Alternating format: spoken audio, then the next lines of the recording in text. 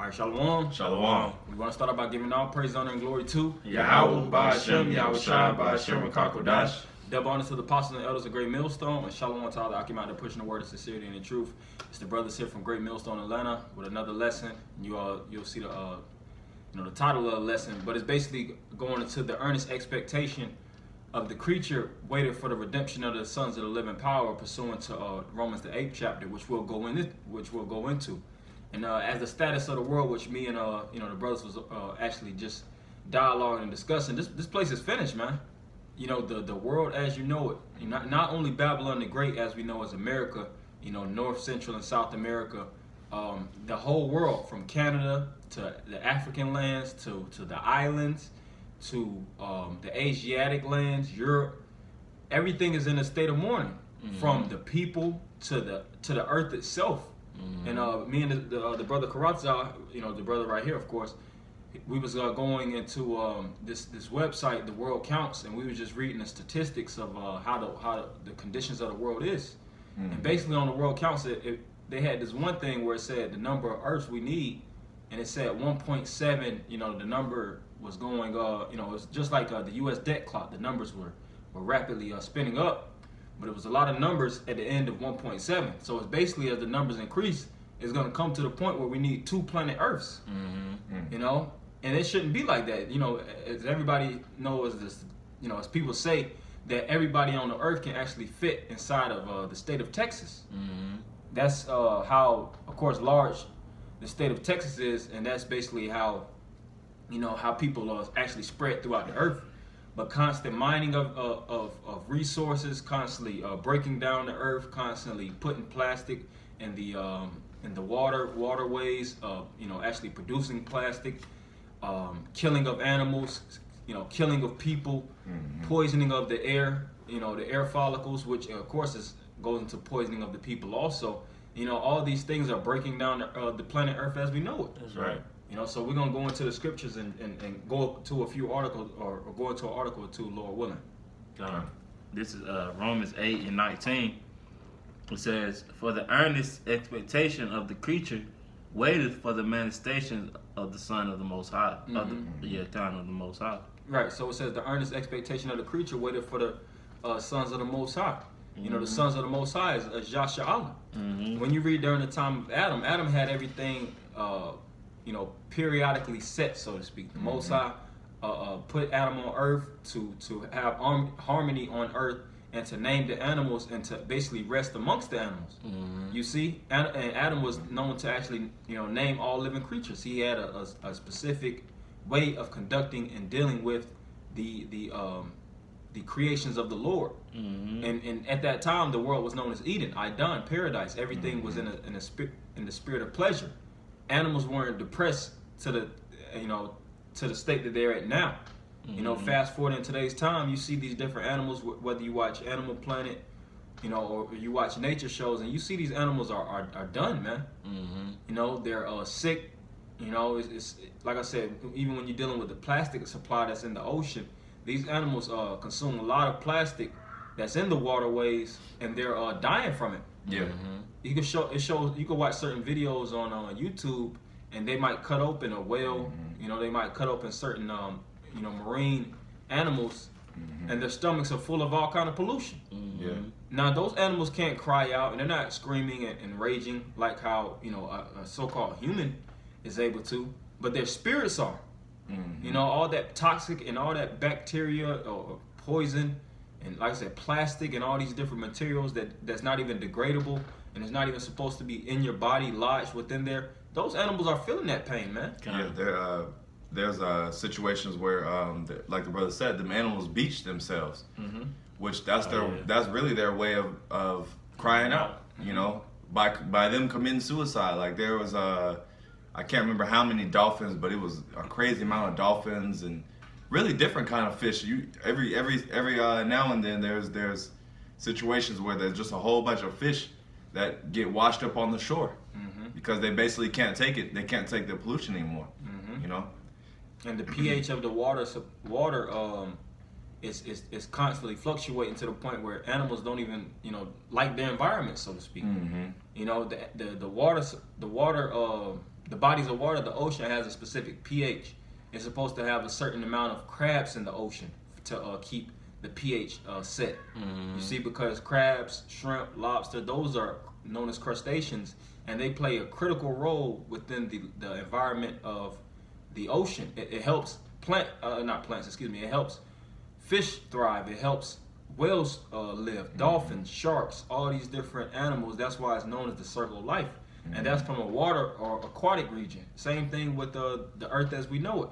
You know, earthworms play a part in the earth. Yep. Bees, ants, all these different animals play a major part within the ecosystem, to the point where us as humans are able to thrive. Yep. You know, without certain animals and without certain species, there would be no us.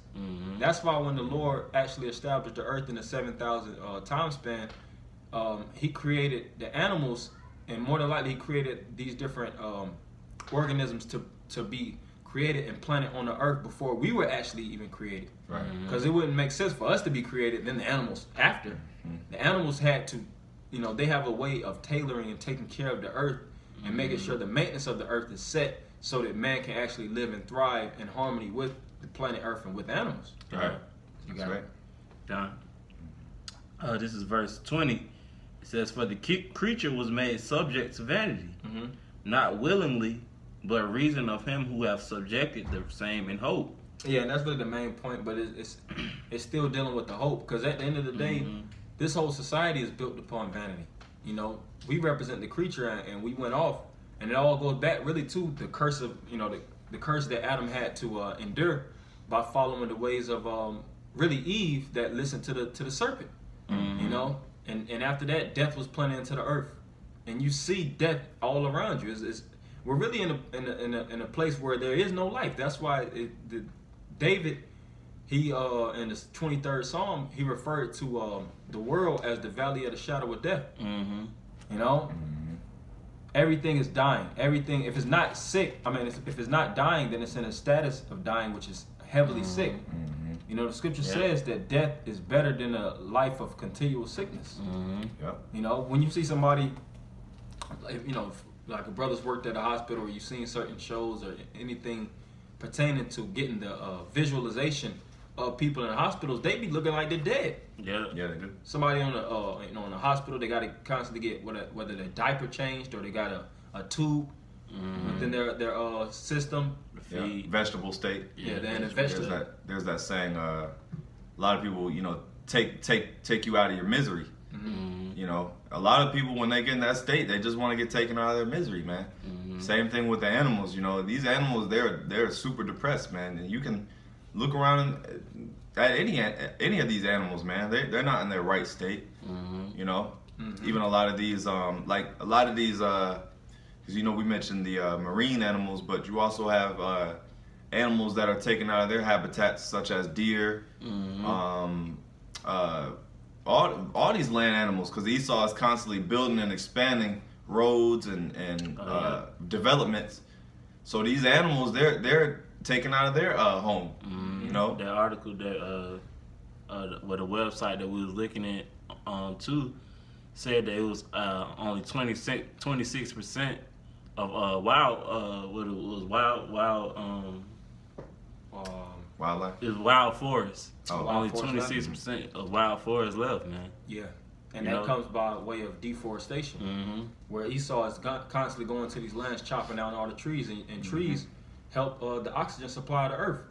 What is that? They inhale carbon dioxide and I think produce oxygen, something to that. Yeah, that's right. And we do the exact opposite. So we work hand in hand, but Esau is going to these different lands and just chopping up all the trees. All for the sake of money. All for the sake of putting another neighborhood or apartment complex in. You know, all for the sake of putting amusement parks, or a bar. You know, Paper. Just dumb things that are not even needed, or a stadium, arena for a gladiatorial event or something, to that effect. But I got a precept. You had some? I got something real quick. Okay, you can bring it out. This 1 John 5 and 19. And we know that we are of the Most High, and the whole world lieth in wickedness. Yeah, so basically going into, I mean, that just hits the nail on the head. You know, the earth is lying in wickedness, and just like the brothers went into how basically they're trying to say you need more than one earth to be able to sustain living, you know, which that's an issue. You know, now why does the earth lieth in wickedness is because of Job 9:24. The earth is given into the hand of the wicked. So, you know, like the scriptures also say, it is given to one that is unprofitable, you know. So Esau is unprofitable, man. Yeah. You know, he doesn't take care of the earth. He doesn't, because he doesn't keep the laws. You know, he doesn't do any of these things, man. The land Sabbath. Yeah, the land Sabbath. Yeah. All these different things, you know. So who is to blame? And you know what's funny is the so-called white man, he loves to blame it on the people. Like, for instance, how, you know, maybe 10 or 15 years back, you had Bill Gates, I think. He was trying to basically start up this whole green movement and what they call it, what's that with the sun? Global warming. Global warming, yeah. You know, so they were over this whole green movement, but they were trying to basically blame it on the people and say that people are they consume too much.